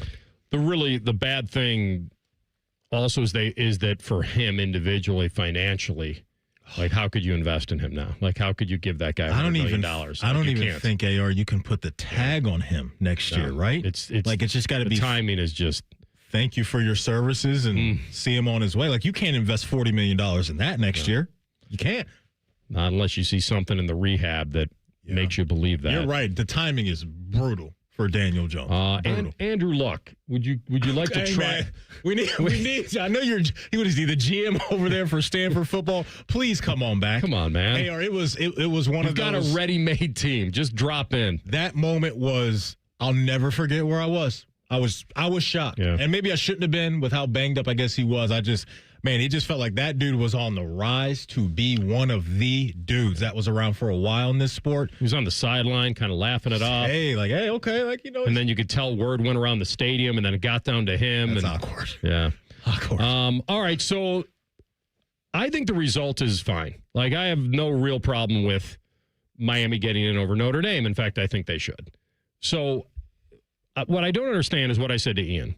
And so even the committee, even the Hunter on the committee he said, well, we charged the group to go back and watch the game with Miami versus Notre Dame. And so but what I don't understand, and I don't think this was ever asked of him, which is why, if Miami and Notre Dame were in the same cluster, that was asked of him. So the people that were saying, oh, well, maybe they drew the Sharpie right where BYU was, and they didn't have to really apply head-to-head until BYU lost, and the second it happened, they applied it. I heard Reese ask him that, and he said Miami and Notre Dame were in the same cluster even before the BYU loss. So if you're telling me that you're in the same cluster, and you know what kind of a cluster this is, just add the second word. Why don't you go ahead and say it, eh? Exactly. I'll pay the fine for you. I mean, the fact that you couldn't apply head-to-head after last week, like Tuesday's show. Tuesday's show should not have had Notre Dame over Miami. It shouldn't have. If you were going to flip it, you can't flip it at the end. So, and Herbstreit said something about, and I agree with this, you can still do the TV show. They can still do it. You can have Joey up there, and you can have our boy Greg McElroy we both like, and I think you can have them all up there, and Booger, and debate. But if you're going to have this committee reveal every week what they're thinking, then they have to somehow be able to back that up at the end. And because they were both done. They were inactive. Their seasons were over. I'm not waiting on whether Boise beats UNLV to decide whether Notre Dame is better or not. I'm not doing that. The head-to-head should have been applied this week, and then we would have known. So the only thing they can do to kind of tamp down the drama and the upset part of it. Because if you never had a reveal all year, if you never did a committee reveal and you got to the end of this, most people would have been like, well, Miami's going to get in over Notre Dame. The reason everybody is pretty upset about this, and you can be upset if you feel Notre Dame's a better team right now. I get that. I know the eye test is big, but if it comes down to two very close teams, you have to go to the deserving, and you have the hard evidence of head-to-head. Why that wasn't applied last week after their last games is dumbfounding to me, and they had no answer to why did you wait to apply head-to-head. By the way, one of the very first tiebreakers, if not the first criteria, is head-to-head. So why would you wait till the end to make that something that would send a horrible narrative? Sense. I completely agree with you. It makes no sense. And what it shines a light on is the committee's ability to do what they want when they want and split hairs however they want to split them with some of these teams, because we've been banging that point home for the last couple of weeks, and I think it made sense with where we were. It made sense to a lot of people, right? And I think the committee got caught up in over the last few weeks, the bad losses for Miami, yada, yada, yada. But then it comes back to, okay, these teams have the same record, and we saw the game play out on the field. And yes, it was a long time ago, but they beat them. And so they deserve to be a notch ahead of them. But now I think they got it right. I'm kind of cool with where we are. What I don't like seeing, though, is that when you look at some of these games that include James Madison and Tulane, Vegas is telling us these games aren't even going to be close. And so while, yes, James Madison can make their case, Tulane can make their case, Oregon's a 3-touchdown favorite in that game. Tulane, Ole Miss is a 17.5-point favorite in that game. And so it's kind of like, what are we even doing here? Would you rather Duke be in it? As a 5-loss team, but an ACC champion, it's a great question. They lost to UConn in football. That comes down to the deserving. Who do you think is deserving versus who do you think is the better team to our eye? And all of those things. And so that's kind of the fun/weird part about all of this college football playoff stuff, and the frustrating part for a lot of people. But for me, That's the stuff that I don't like, is the look ahead to say, okay, well, there's never going to be a real Cinderella coming out of the group of 5. The other thing about this, I think you're right about that. I mean, I'm all for every now and then you find a team that catches lightning in a bottle. I mean, even Indiana, as far as getting in last year, they didn't beat anybody. They had good losses. They had a good loss to Ohio State on the road. They didn't beat anybody, but they had racked up wins. So basically, they were just being rewarded for having a goose egg until they got to IU. And I told Ohio State. But I feel like that's why I didn't really fault Bama. I know they looked bad in that game. They did. Mm-hmm. But if you're telling me that, what if Bama loses to Georgia the way they did Saturday a month ago, and then they come back and win on the road at Georgia? So we can just play recency bias? And I get that. That's a big thing for a lot of people, is how you look now. It is. And maybe the committee, that can rule the day. If Bama doesn't make the SEC championship game, they don't have 3 losses. They don't have them. So Notre Dame and Miami didn't have to risk anything. No. There's nothing and by the way, they played number 4 on a neutral field.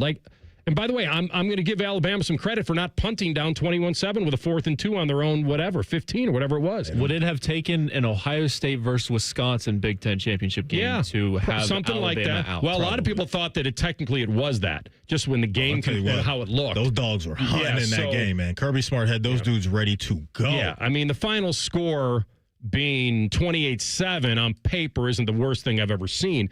And it was 21-7 when they should have punted and probably kept it close. So I give DeBoer credit for not doing that. He was playing to win. But and by the way, the fact that they didn't drop, well, who are you going to drop them below? Of course, how far could you drop them?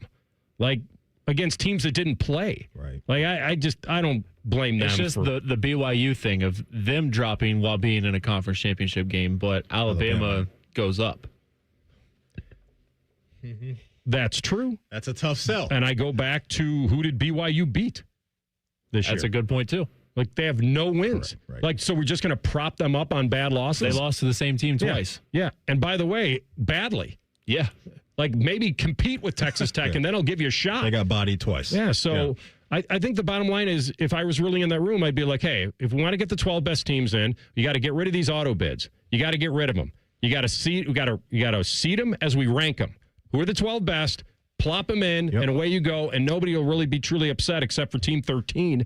And I can't really worry about that at this point. You know how they're going to fix it, AR? Just more. Get more teams in this thing, since we're going to have 16 teams that are deserving every year. Do what I said to Ian. Keep 12 and have a minimum ranking requirement to get in. I'm not mad at that, but I just don't think expanding this thing is going to do us any better. I just don't. I really don't.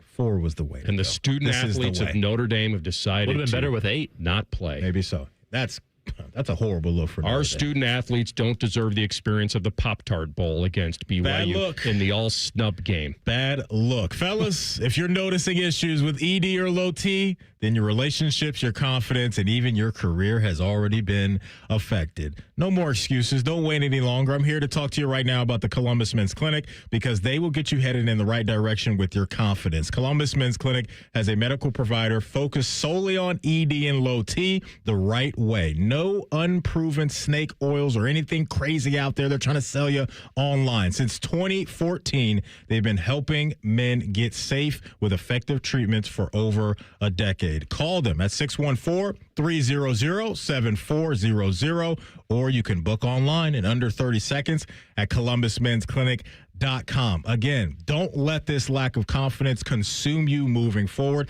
Take care of yourself mentally, physically. The Columbus Men's Clinic will help you check those boxes. Again, call them at 614-300-7400, or again, you can book online again in under 30 seconds at columbusmensclinic.com. We come back with Tell the Truth next. Rothman and Ice and the Fan. A lot of hosts have been on our airways in the past 30 years. Some good, some bad, some really bad.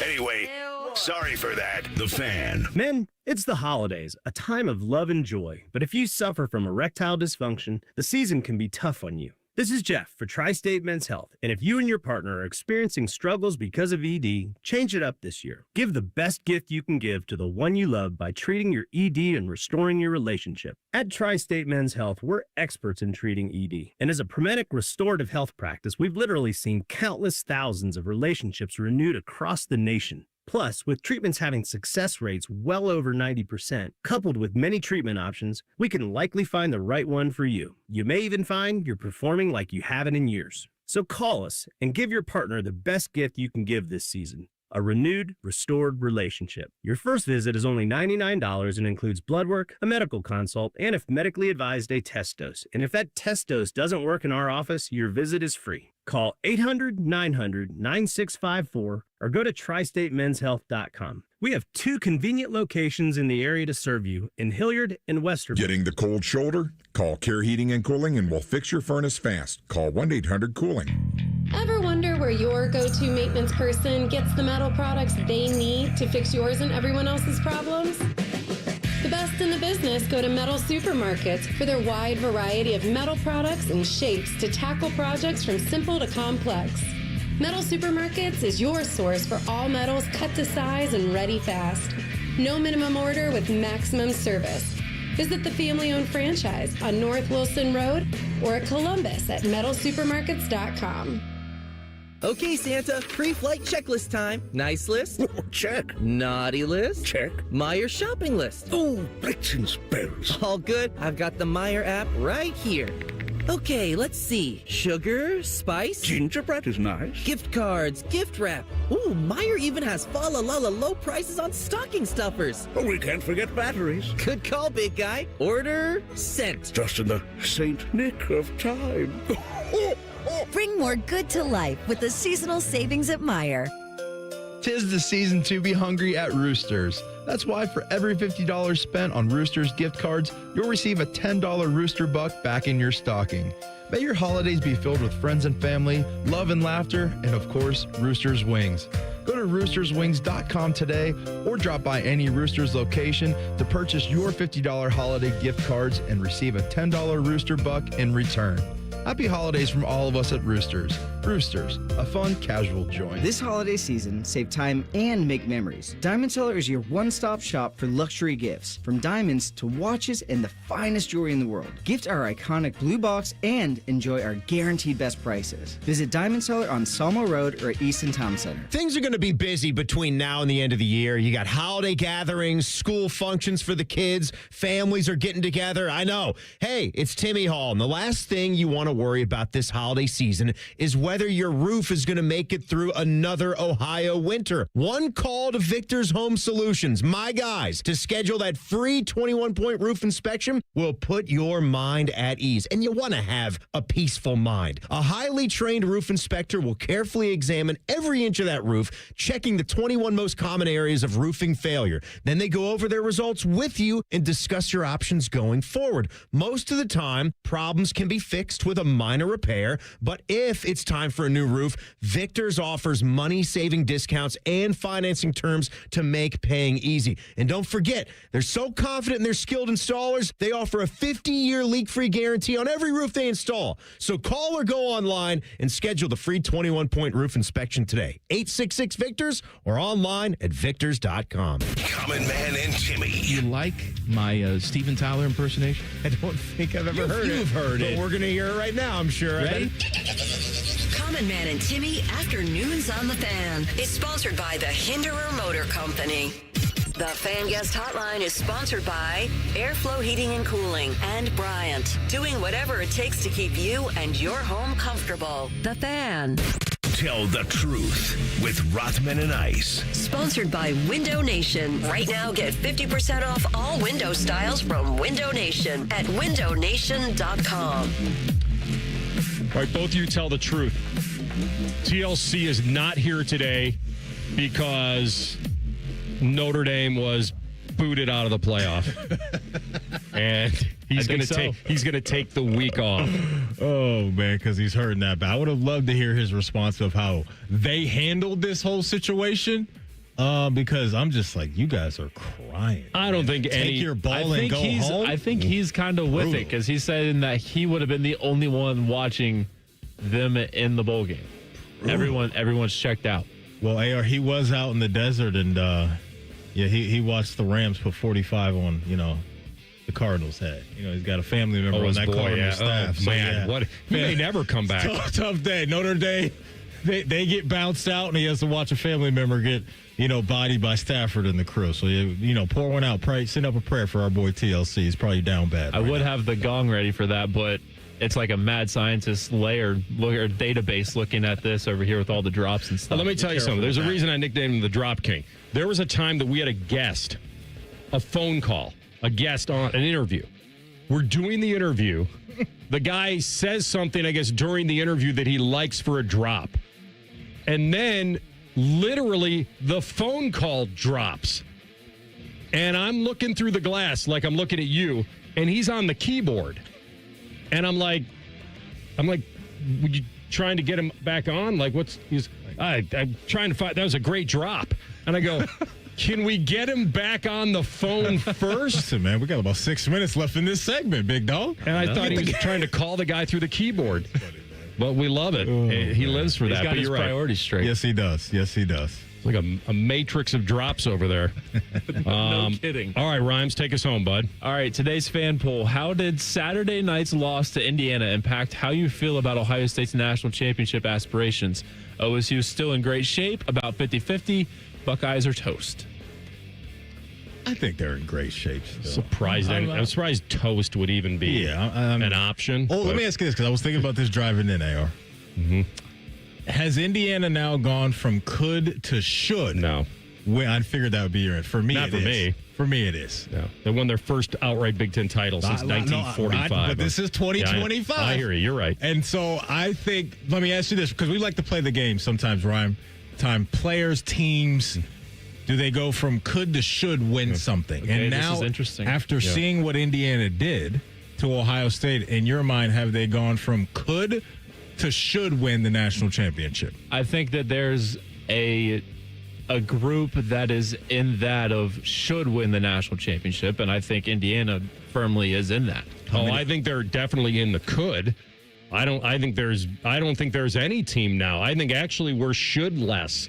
Like we're now at the point where I think Ohio State could very well still be the best team in the tournament. I agree. And the tournament's not starting for them till New Year's Eve.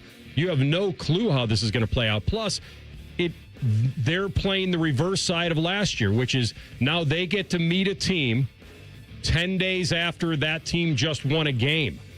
And presumably if that team comes out healthy, then they'll have some momentum.